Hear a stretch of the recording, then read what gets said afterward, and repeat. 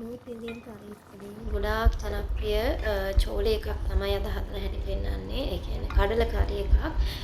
මේක ඉතින් එක එක විදියට හදනවා. එක එක වේරියේෂන්ස් තියෙනවා. මම කාලා තියෙන වගේම මට රසම අමෘත්සාර එහෙම නැත්නම් පංජාබි ස්ටයිල් චෝල එක. මං හිතන්නේ ප්‍රසිද්ධමත් ඒක තමයි. හැබැයි ගොඩක් පැතිවල හදනවා.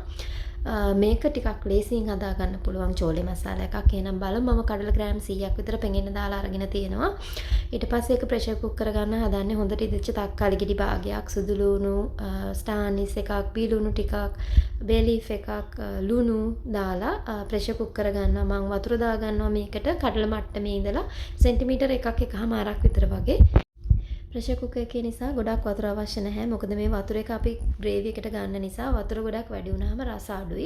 ඒ වගේම තමයි ඔයාලා ලිපේ නම් මේක තඹ ගන්නේ. ලිපේ තඹනකොට මේක 80%ක් විතර වතුර ලුණු දාලා තඹගෙන ඊට පස්සේ මේ තක්කාලි අනිත් මම දාපු දේවල් එකතු කරගන්න. එහෙම නැත්නම් ඔයාගේ කඩලකේ රස අඩුයි. ඒ අතරේ පුරවලා තේ හැන්දක් තේ කුඩු දාලා තේ කහ ටිකක් හදාගෙන තියාගන්න. ඒකෙන් තමයි අපි මේක ලස්සන පාට ගන්න. මෙන්න මේ වගේ හොඳට පොඩි වෙන්න තඹ ගන්න. හයි නොවෙන්න මේ තියෙන ඉතුරු වතුර ටික මේ ඔක්කොම අපි පාවිච්චි කරනවා. මේක මෙහෙමම කරේකට ගන්නවා. එහෙනම් ඉතින් අපි හදන්න පටන් ගමු. ඔයා හදන භාජනය ගන්න. මේක මම හදන්නේ පියෝ ගී වලින්. තෙල් අවශ්‍යයට තෙල් ගන්න පුළුවන්. ගී ටිකක් එකතු කරගන්න. චුට්ටක් වැඩිපුර ඔයිලි කරි එකක්.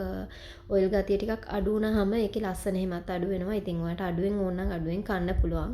ගී ටික රත් වුණාම ඒකට සුදු ලුණු, බී ලුණු සහ ඉඟුරු හීනියට කපාගත්ත ඉඟුරු ටිකක් දාලා ටිකක් ටෙම්පරාදු කරලා ඊට පස්සේ කරපිංච කොළ ටිකකුත් මම දැම්මා. අවශ්‍යම නැහැ. තියෙනවා නම් දාන්න. ඒ ටික ටිකක් ටෙම්පරාදු කරන්න හොඳට සුවඳෙන්න පටන් ගන්නවා. ඒක සුවඳෙන්න පටන් ගත්තට පස්සේ ඒකට අපි එකතු කරගන්නවා මේකට දාන තුන පහ වර්ග. මේකට මම මිරිස් කුඩු පුරවලා තේ හැන්දක් දානවා තෙල් එකට.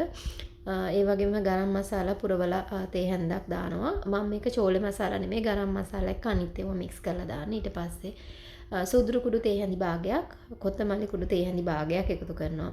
ඊට පස්සේ මේක හොඳට තෙල් එකේ අර තෙල් පෑදිලා එනකන් ටික වෙලාවක් උයන්න ඕනේ. ගින්දර අඩු කරලා මිරිස් එකේ පාට කළු කරගන්න එපා. ලස්සන බ්‍රයිට් කලර් එකක් එන්න මිරිස් එක තෙල් එකේ ටෙම්පරාදු කරගන්න. ගින්දර වැඩි වුණොත් මිරිස් එකේ පාට වෙනස් වෙලා මේ ග්‍රේවි එකේ පාට කැත වෙයි. ඒ වගේම ලුණු ටිකකුත් එකතු කරගන්න.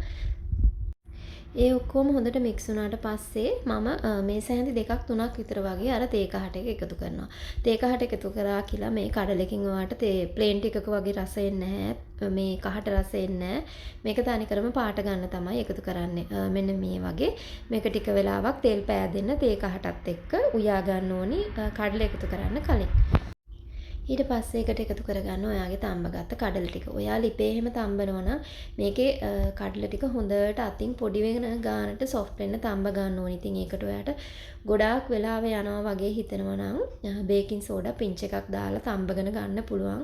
ගොඩක් වැඩි කරන්න එපා. එතකොට බේකින් සෝඩා රස එනවා ග්‍රේවි එකකින්. මේ වගේ ඔක්කොම මික්ස් කරලා ලුණු ඇඹුල් බලන්න. සමහර වෙලාවට තක්කාලියකේ ඇඹුල නිසා දෙහි ඇඹුල අවශ්‍ය වෙන්නේ නැහැ. දැන් මේකෙදි නම් මට ටිකක් ඇඹුල් රස මදි වගේ කියලා හිතුණා. ඒක නිසා මම අන්තිමට මේක ලිප ඕෆ් කරලා දෙහි ටිකක් එකතු කරනවා. මේක ටික වෙලාවක් තික් වෙනකන් උයාගෙන ඊට පස්සේ කොත්තමල්ලි ගොඩ ටිකක් එකතු කරගන්න. දෙහියම ලුණු එහෙම අවශ්‍ය නම් එකතු කරන්න. ගොඩාක් ග්‍රේවි එක රිඩියුස් කරන්න එපා. එහෙම වුණාම මේකේ ටිකක් පාට ලස්සන අඩු වෙලා තද කළු පාටක් වගේ එනවා. ඒ වගේම නිමෙන කොටත් මේක තව හින්දෙනවා. ඒක නිසා ගොඩාක් අඩු කරන්න එපා. හොද්ද ගතිය තියෙද්දි බාන්න. ඊට පස්සේ ඔයා කන වෙලාවට ඒක ගානට අඩු වෙලා තියෙනවා. දැන් මේ ග්‍රේවි එක ලෑස්ති. ඉතින් අපිට පුළුවන් මේක බාගෙන කැමති දෙයක් එක කන්න.